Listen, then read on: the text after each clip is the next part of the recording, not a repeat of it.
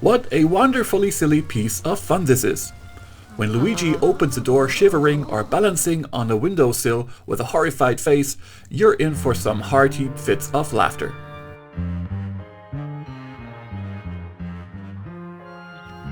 Luigi delivers his emotions beyond the usual video game boundaries, which only works because the presentation adds a lot more than you're used to. Especially in the cutscenes of Luigi's Mansion 3, the quality sometimes reminds you of animated feature films. And yet, nothing is pre-rendered. The programmers and designers truly show what the Switch can do. Well, only at 30 frames per second, mind you, but who bothers given the quality? Sometimes it's just the little things that make the difference. Perfect curves on his face, the fine stitches of the L on his cap, the wonderful cloth textures, such things. This is absolutely stunning considering the capacities of the Switch, while the game does not hold back with sheer mass. Great lighting effects and many transparencies of all kinds fill the scenery. And even if it won't, the environment will still captivate you with its display of chaos. When Luigi scans a room in the hotel for gold, using his ghost hunting vacuum, the scraps literally fly. Whatever it is on the cupboards and shelves, it trembles and wobbles before most of it falls over and disappears in his tube.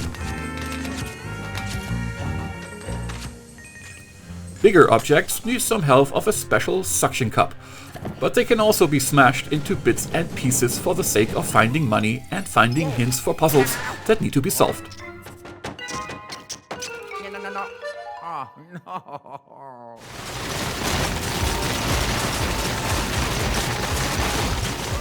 The fun in Heavy Destruction is a tremendously satisfying affair, reminiscent of the destructive orgy of Lego games.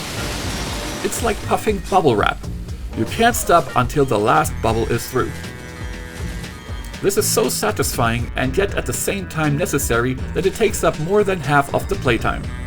But it does not seem like a waste of time or artificial stretching, because it goes hand in hand with the solution of many puzzles. Luigi will look for hidden keys or mechanisms that need to be set in motion, which open up access to new areas or reveal valuable collectibles such as jewels or nasty little boo ghosts.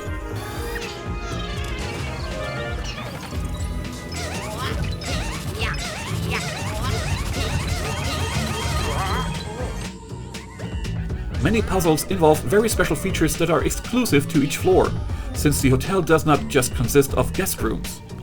There is a film studio, a pyramid including a full desert, a concert hall, a disco, and even a complete overgrown eco-complex in which various plants grow up freely. Although Luigi's skills change only marginally throughout the game, the themed floors guarantee a wide variety of puzzles.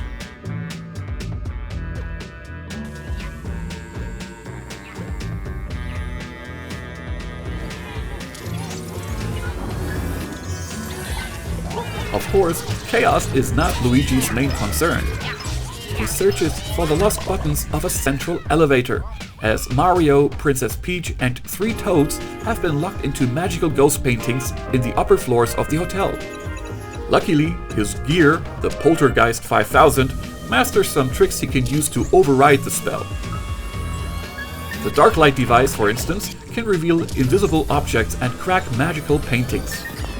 The dazzlingly bright strobe light, on the other hand, terrifies hostile ghosts so much that they freeze for a short time, allowing Luigi to suck them in and fling them around across the room against their will. These spirits are more diverse and stronger than in the last 2 episodes of Luigi's Mansion. Therefore, it is now mandatory to smash the ghosts to the ground until they have no strength left to defend themselves. But this time, Luigi's got a few more tricks up his sleeve. For example, he can suck in several ghosts at the same time or smash them at other ghosts, which depletes their health points even quicker.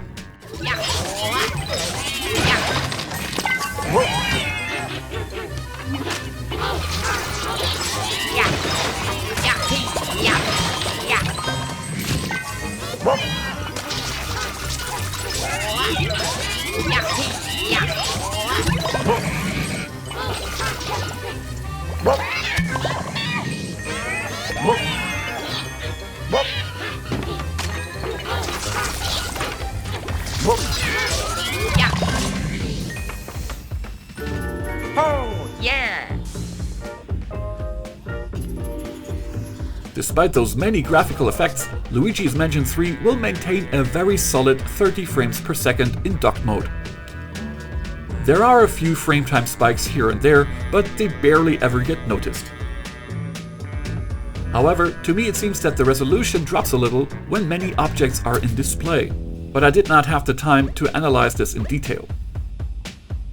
I also don't have the hardware to test portable performance, but it seems to be just as solid as the dock mode. At least to my eyes. The lowest frame rate I got to measure was 27 frames per second, but only when transitioning from one area to another, which might happen due to increased memory access. And honestly, that's nothing to write home about, especially when those environments are so rich in detail.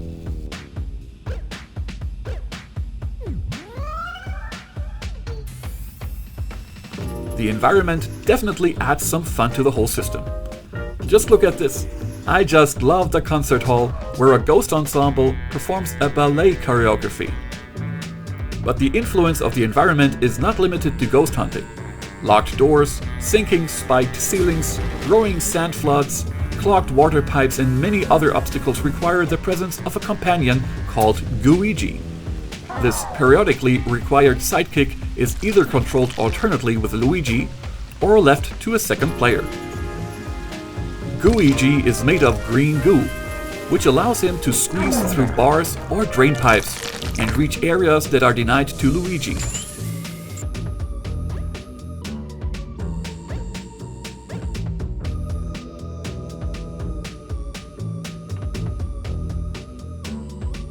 Acting together, they can move particularly heavy furniture and open thick doors. However, Luigi has his limits. He's not very resistant and does not tolerate water. Just a little touch of it makes him melt immediately, so he has to return to Luigi's back tank. All these types of actions complement the gameplay in a great way, but also give you some heavy nuts to crack from time to time. I think it's quite amazing that a game with such kid-friendly slapstick humor gives you puzzles in some places that force you to think this much out of the box. Wow! And some of the boss fights aren't too easy either. The general level of difficulty is altogether pretty moderate, but at times it can be surprisingly steep.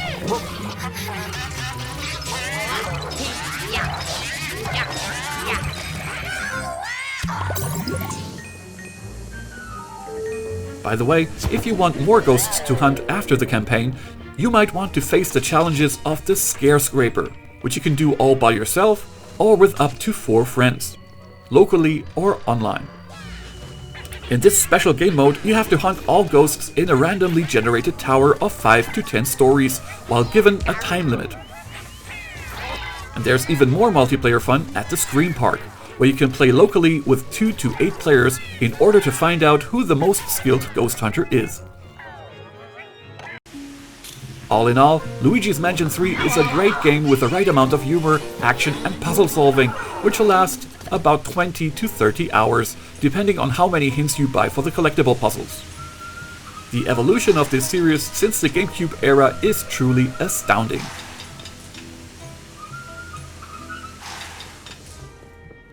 Thank you so much for watching this review. If you would like to see more of this kind of content, then please subscribe to this channel.